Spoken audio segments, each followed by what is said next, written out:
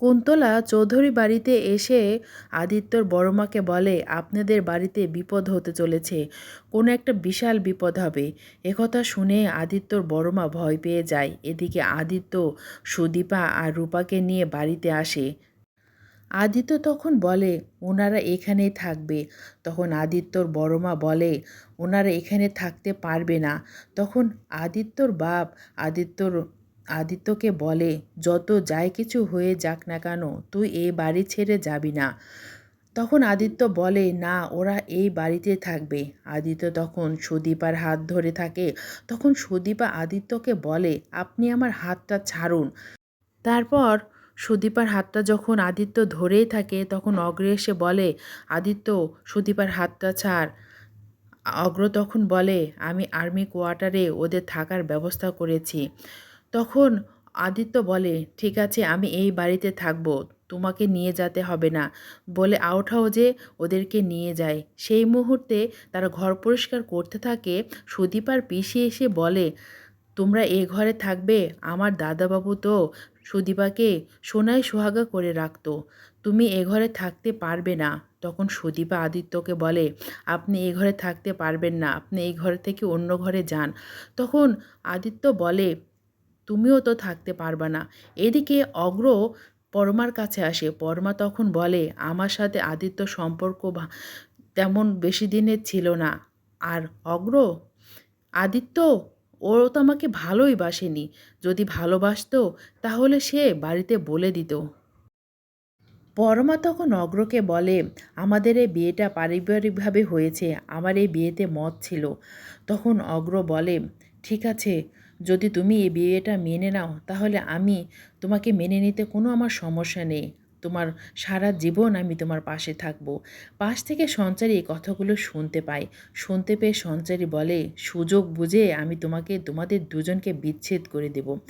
এদিকে সুদীপা আর আদিত্য বিছানার চাদর দুজন একসাথে পাড়তে থাকে। সুদীপার পিসি ব্যাগের মধ্যে যখন সুদীপার চেনটা খুঁজে পায় না, তখন সুদীপার কাছে এসে তার পিসি বলে, তুই এ চেনটা কোথায় রেখেছিস? তখন সুদীপা বলে, আমি ওটা বেচে দিয়েছি। সুদীপার পিসি তখন বলে, তুই কেন বেচে দিয়েছিস? ওটা তো তোর বাবা মার শেষ স্মৃতি। তখন সুদীপা বলে, তারাই তো বেছে নেই, আমি ওই চেন নিয়ে কি করব।